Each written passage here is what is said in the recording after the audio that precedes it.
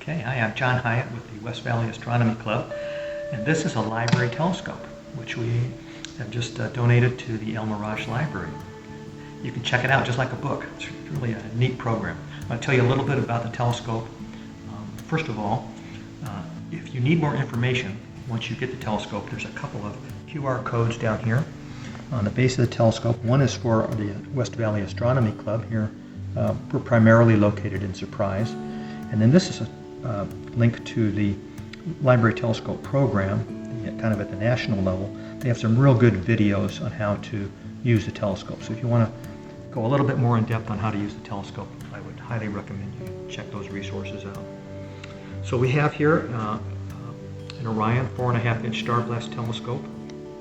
It has a 4.5-inch mirror on this end, and it has a zoom eyepiece up here for your use. Okay, so how do we use this telescope when we get it home? First of all, you've checked out the telescope. Let's pick it up. Here's how we pick up a telescope. It's real simple. Just put your arm through the telescope like this and pick it up and hold it against your body. Don't try to hold it with two hands. This actually is the safest way to carry the telescope. And that way you have a free hand for doorknobs and your car. Think ahead a little bit about how you're going to open your car up. Maybe like I'm right-handed, I got my keys in my right pocket, so I would carry it with my left hand. That way I can get my car keys out, open my car, and I'm going to set it on the seat in the car, and then I'm going to put a seat belt around the telescope and buckle it in so that if I have a hard stop, the telescope doesn't go flying in the car. It's as simple as that. When you get home, unbuckle it, pick it up, carry it inside, and set it somewhere on a stable surface, like a table. Okay, so that's how we get the telescope from the library to your house. Now, when you get home, you're going to want to check the telescope before you start trying to look at something at night. I recommend doing this in the evening, kind of right after the sun goes down. You can do it earlier in the day, but it's a little hard to see what's coming up next, which is the red dot. This is called a red dot finder. There's just a tiny little red LED right there, and what you do is you turn this on and then get your eye lined up with it, and you will see a little red dot. So you can even do this inside to kind of practice a little bit. You can even spot something out the window, which is what we're doing here in the library. So I'm going to get that little red dot right on top of a light post out there, actually a light. So I get that red dot lined up, and then I put that red dot right over, in this case, a street lamp. That's good enough. You can get that on there, Matt, or not. Now, we have to, of course, take the dust cover off, opening on the telescope. And now what we're going to do is we're going to see if the telescope is lined up with that light. So I'm going to look through here.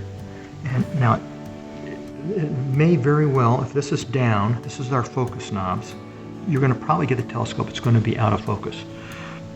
You do not have to force this. Don't force it up or down. It just rotates real smoothly. And what you want to do is just kind of look and see and start to move that. And you should then, whatever you're pointing at, you should see it come into focus. If you don't, it may be so out of whack that you're pointing up in the sky. So just kind of look around. But the idea is you're going to center the telescope up, and then you're going to check that red dot finder to make sure it's real close to where the telescope is centered up. This is the real fine tuning, is to get this centered up, something in your eyepiece centered up, then go back to the red dot finder, look at the red dot. Now if it's off a little bit, there's two controls. There's one on the side to go left and right. And it's real easy, you just move it just a little bit. And there's one back here that goes up and down. Okay, so I'm making a little adjustment, and I've got that dot right on that light post, and I'm going to go back and check here in my eyepiece, and it's lined up. So this way, if we point that red dot at the moon's pretty easy, but let's say Jupiter or Saturn or Orion's Nebula, something like that, this is going to help us find that first before we start to look through our eyepiece. So we always want to start off on low power. This is kind of counterintuitive. We have a little label here that shows to help you remember what the magnification powers are. We want to start off, this is a zoom lens at 24 millimeters, because that gives us the widest angle on the sky. It makes it easier to find things. So we start off there, we use our little red dot finder to get lined up with something, and then we start to look with that 24 millimeter. Now, let's say we want to get a little bit more magnification. We want to zoom in a little bit on some craters on the moon. We want to zoom in a little bit on Jupiter. All we have to do is rotate this knurled part of the eyepiece, okay, and it'll start to zoom in as the numbers down here get smaller. That's actually magnifying more, and you may have to refocus. In fact, you probably will have to refocus as you zoom in. What's nice about the zoom lens is you can kind of get to the right spot and stop.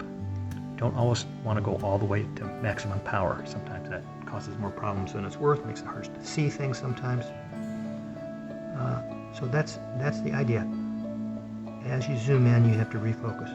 But always start, when you're looking for something, always start on the lowest magnification, which is kind of counterintuitively the highest number on the zoom eyepiece. So you don't have to change eyepieces. All you have to do is zoom and focus. And then just remember to turn this off. The little red dot finder, turn that off to save the batteries. That's all you have to do. Okay, what else do we have here? When we're done, we want to put the desk cover back on and put the eyepiece cover back on and make sure that this is turned off. And then don't leave the telescope outside overnight. If you've had it out in the backyard, we don't want any water to get on it. We don't want the sun beating down on it all afternoon. Just bring it inside, set it on a table somewhere where it won't get damaged. Okay, we have one other thing here that you might have noticed. There's a little string here. There's another little hole in the eyepiece, or pardon me, in the dust cover. It comes out just like that. That's a little, what we call the moon port. So if you have the telescope while the moon is close to full, it is awfully bright. And all that does is that just knocks down a little bit of the light from a fuller moon to make it a little easier on your eyes, because it really does magnify the light quite a bit. This has nothing to do with looking at the sun, and I want to stress this. We have a big label here. This is very important. Do not point this telescope at the sun. You can literally blind yourself in seconds. Don't try to filter out the sun with something and then look through it. It can literally burn through filters. So we can't stress that enough. This telescope is not designed for any solar viewing. It's for really for nighttime viewing. You can look at like a mountain or a tree or something, or a street light in the distance if you want to. Everything's upside down. It doesn't really matter so much in astronomy, but you just to be aware of that. Keep it away from pointing at the sun. Don't even let it get close to pointing at the sun, because if the sun does hit there, it can actually melt the optics. Okay, what else do we have here? We have some information in a little pack here for you. We've got two little booklets in here. This is the instruction booklet for the telescope. It's very specific for this telescope. We highly recommend you read through this before you operate the telescope. It will tell you pretty much what I'm telling you right now. Just some general information about how to use a telescope, how to set the finder scope up, warnings about not looking at the sun, and a few resources that are online. Okay. We also have a real nice book from the Audubon Society. It comes along with the telescope. This gives you a guide for an object of interest. It's organized in two ways. One is seasonal, so what's up in the spring, what's up in the fall, what's up in the winter, what's up in the summer, what are things to look at. And it also is organized by constellations, so if you know a constellation and you know where you're trying to look, this will help guide you to that. We also have a red flashlight in the pack, and that's to help preserve your night vision. So if you, once your eyes get adapted to the dark, it's very helpful to be able to not lose that, and red light helps maintain your night vision while you're trying to observe. Okay. That is about it.